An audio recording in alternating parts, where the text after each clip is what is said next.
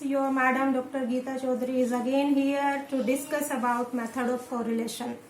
Today we are going to discuss about method of correlation और technique of correlation, सहसंबंध की विधियां, सहसंबंध के मापन की विभिन्न विधियां। इससे पहले हमें दो चीज समझना जरूरी है। व्हाट इज सहसंबंध, कोरिलेशन, दो कंसेप्ट समझना बहुत जरूरी है। व्हाट इज कोरिलेशन, जो हम पहली ऑडियो में ऑलरेडी डिस्कस कर चुके हैं, एंड कोफिशिएंट ऑफ कोरिलेशन।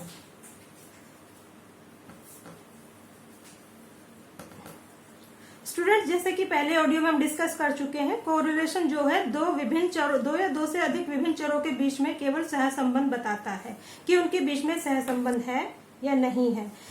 जो कोफिशिएंट ऑफ कोरिलेशन है, ये हमें दो से अधिक वेरिएबल्स के बीच में ना केवल संबंध बताता है बल्कि उसकी डिग्री क्या है, डिग्री ऑफ कोरिलेशन का जो मापन है वो हम कोफिशिएंट्स के थ्रू करते हैं। तो यहाँ पर हम इसको देखेंगे, इसकी कौन कौन सी विधियां हैं। मेथड ऑफ कोरिलेशन, बेसिकली दो क्राइटेरिया हैं इसको कैटेगराइज करने के। First one is on the basis of geographical and second है मैथमेटिकल मॉडल। फर्स्ट जो ज्योग्राफिकल मॉडल है, इसमें दो विधि या दो मेथड हम डिस्कस करते हैं। फर्स्ट है सिंपल ग्राफ एंड सेकंड है स्कैटर और डॉट डायग्राम। मैथमेटिकल मॉडल में there are 4 techniques. First one Karl Pearson of coefficient correlation, second one is Spearman's rank of correlation, and third one is two-way of frequency model, and fourth one is concurrent deviation. In your course we are going to discuss about scatter or dot diagram and Carl Pearson and Spearman. In this video we are going to discuss first scatter or dot diagram and Carl Pearson of coefficient range. First one is scatter diagram. This one, it is the simplest method to measure relation without calculating numerical value. अर्थात इसमें इस तरह की relationship में हमें numerical value calculate करने की आवश्यकता नहीं होती है। इसको हम इन 5 डायग्राम्स के द्वारा समझ सकते हैं। अगर हम x और y उस पर एक लाइन जो है अगर वो अपवर्ड स्लोप करती है और जो पॉइंट्स हैं वो उसके काफी क्लोज होते हैं, तो ये रिलेशनशिप जो है पॉजिटिव रिलेशनशिप कहलाती है। अगर इसी तरीके से जो लाइन है वो डाउनवर्ड स्लोप करती है वेरिएबल्स के बीच में और जो डॉट है वो उसके लाइन के काफी क्लोज होते हैं लाइक दिस, तो वो उनके बीच में वेरिएबल्स के बीच में नेगेटिव सहसंबंध बताती है। अगर हमें इस तरह का डायग्राम देखने को मिलता है कि पॉइंट्स जो है इस तरह से स्कैटर्ड फैले हुए हैं, तो ये शो करता है कि दोनों वेरिएबल्स के बीच में कोई भी रिलेशनशिप नहीं है।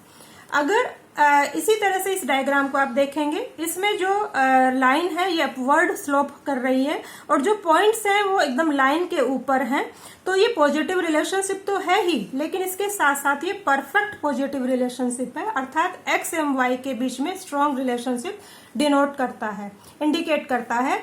इसी तरीके से अगर ये जो लाइन है ये डाउनवर्ड स्लोप करती है और जो बिंदु है, जो पॉइंट्स हैं वो लाइन के एकदम ऊपर है, तो ये शो करता है नेगेटिव रिलेशनशिप और वो भी परफेक्ट नेगेटिव रिलेशनशिप शो करता है। Now I will tell you about Carl Pearson of coefficient of correlation.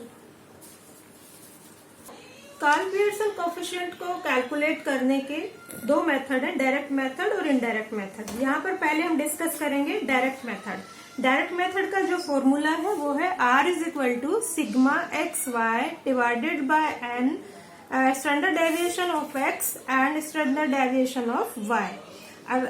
इसमें जहां पर जो x एंड y और जो n है वो नंबर ऑफ आइटम है और जो x है वो standard deviation of x series and standard deviation of y। या इसको अगर हम इस तरीके से भी निकाल सकते हैं, sigma x y divided by sigma x square multiply sigma y square का स्क्वायर रूट। इसको कैलकुलेट करने के लिए हमारे पास ये कुछ स्टेप्स हैं, जिसको स्टेप्स को फॉलो करके हम इस मान को निकाल सकते हैं, इस वैल्यू को कैलकुलेट कर सकते हैं। First denote one series of x and other series of y. हमें दो सीरीज दी गई होंगी जिसको हमें एक्स सीरीज में एक्स की वैल्यू डिनोट करनी है और वाई में वाई की वैल्यू दिखानी है। Now second point is calculate x bar and y bar. What is x bar? This is the average of x series, and what is the y bar? This is the average of y series. Now third step is calculate deviation. अब यहाँ से हम जो है deviation की value निकाल लेंगे. x is equal to x minus x bar, y is equal to y minus y bar. Now next step is square this deviation x square and y square, and next is multiply the value of x and y, and next and last apply the formula of r. अब हम इन सारे steps को जो है एक numericals में या एक एग्जाम्पल में सेट करके देखेंगे, तो ये आपको जो है क्लियर हो जाएगा, समझ आ जाएगा. तो डियर स्टूडेंट्स, एग्जाम्पल से हमें क्लियर हो जाएगा. Calculate the coefficient of correlation between x and y for the following data. x की वैल्यू है 2, 3, 4, 5, 6, 7, 8 एंड y की वैल्यू दी हुई है हमें 4, 7, 8, 9, 10, 14 एंड 18. हम यहाँ पर एक टेबल ड्रॉ करेंगे और टेबल में हम सबसे पहले x की वैल्यू को रख लेंगे 2, 3, 4, 5, 6, 7, 8 एंड देन y रो में हम जो है y की वैल्यू रख लेंगे. अब जो नेक्स्ट हमें लिखना है वो हमें निकालना है, जैसे कि हमने पहले भी आपको बताया था कि small x is equal to हमें डेविएशन निकालना है यहाँ पे. तो डेविएशन निकालने के लिए हमें x बार की वैल्यू चाहिए. x बार की वैल्यू जैसे कि आपको पता है, आपको पहले क्लास में बताया गया है कि ये जो x सीरीज है उसका एवरेज है. तो यहाँ पर हम x सीरीज की जितने भी वैल्यू दी हुई है उसको टोटल करेंगे तो ये 35 आएगा. And total number of item अगर आप काउंट करेंगे 1, 2, 3, 4, 5, 6, 7, ये 7 है. तो इसको करने से हमारे पास जो वैल्यू आएगी वो 5 आएगी, यानी हमारे पास x बार की जो वैल्यू आई वो 5 आई. इसी तरीके से हम y बार का वैल्यू निकालेंगे. यहाँ पर इन नंबर का हम टोटल कर लेंगे. टोटल इसका आया 70 डिवाइडेड बाय, अगेन ये आइटम जो है नंबर ऑफ ऑब्जर्वेशन आर 7. तो ये वैल्यू y बार की हमारे पास आ गई 10. यहाँ पर हम इसकी वैल्यू 10 कर लेंगे. अब इसमें से x माइनस 5, x कितना है 2, और ये 2 में से अगर हम 5 माइनस करेंगे 2 माइनस 5 इज इक्वल टू, तो हमारे पास कितना आएगा -3. तो ये वैल्यू हमारे पास आ जाएगी -3. सिमिलरली अगर हम 3 में से ये वैल्यू आएगी हमारे पास -2. अगर हम 4 में से -5 को माइनस करेंगे तो हमारे पास वैल्यू आएगी 0. Again 1. Again 5 minus 5 is equal to 0. 6 में से 5 की value 1 and 7 minus 5 is equal to 2. 8 minus 5 is equal to 3. ये हमारे पास वैल्यू आई x डेविएशन की. नेक्स्ट है, इसी तरह से हमें y की वैल्यू कैलकुलेट करनी है. जो हमारा ये एवरेज आया है सीरीज का y का वो है 10. यहाँ से हमें y सीरीज देखना है. y की वैल्यू है 4. 4 में से अगर हम 10 माइनस करेंगे तो ये माइनस के 6 आएंगे, क्योंकि ये वैल्यू स्मॉल है और ये वैल्यू बड़ी है. यहाँ पर अगर हम 7 से 10 को माइनस करेंगे तो वैल्यू आएगी अगेन 3. अगर 8 से हम 10 को माइनस करेंगे तो वैल्यू आएगी 2. अगेन 9 से हम 10 माइनस करेंगे तो -1. 10 0. 14 में से हम 10 माइनस करेंगे तो 4. 18 में से हम 10 माइनस करेंगे तो वैल्यू आएगी हमारी 8. यहाँ पर अब हम x स्क्वायर की वैल्यू निकालेंगे. x की वैल्यू हमारी है 3. तो 3 स्क्वायर करेंगे तो 3 3 जा 9, क्योंकि ये माइनस माइनस प्लस हो जाएगा तो वैल्यू प्लस में आएगी. अगेन 2 को हम स्क्वायर करेंगे तो 2 2 जा 4.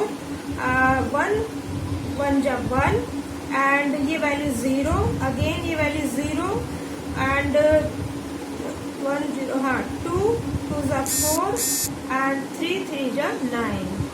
अगेन हम इसमें y स्क्वायर की वैल्यू निकालेंगे. y है हमारा ये, तो y स्क्वायर करेंगे. ये हमारी 36, then 9, then 4, then 1, then 0, then 16 और देन 64.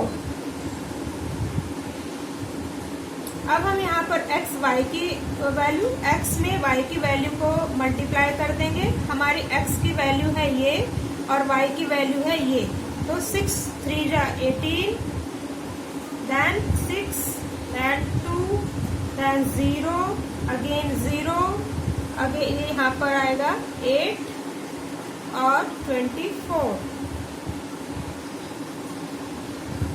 अब यहाँ पर हम इसकी वैल्यू को प्लस कर लेंगे।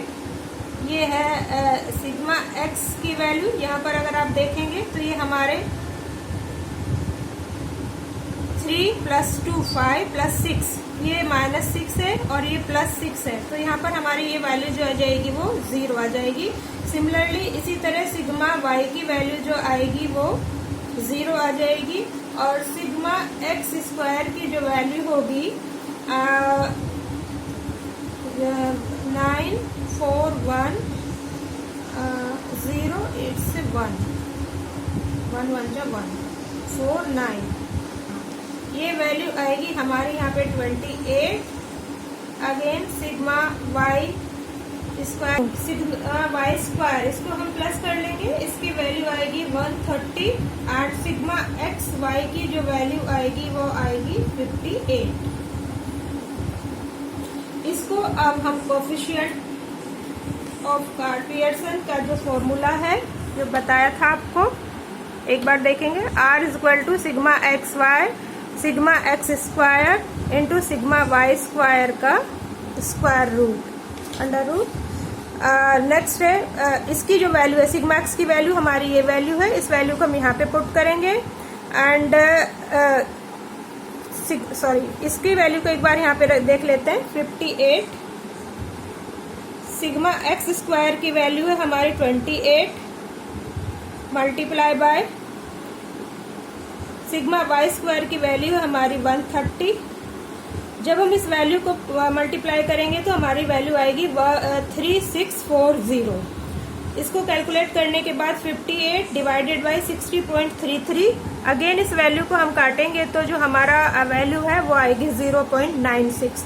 अब जो ये वैल्यू है ये प्लस वैल्यू है, यानी कि ये पॉजिटिव रिलेशनशिप है और क्योंकि ये +1 के बहुत क्लोज है इसलिए ये रिलेशनशिप जो है परफेक्ट रिलेशनशिप के बीच में आएगी।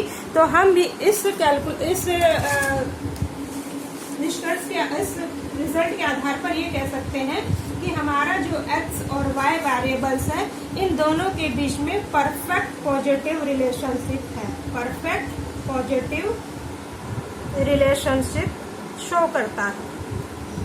आई होप ये आपको समझ आ गया होगा। नेक्स्ट वीडियो में हम डिस्कस करेंगे स्पीयर्समैन का रैंक मेथड। Thank you.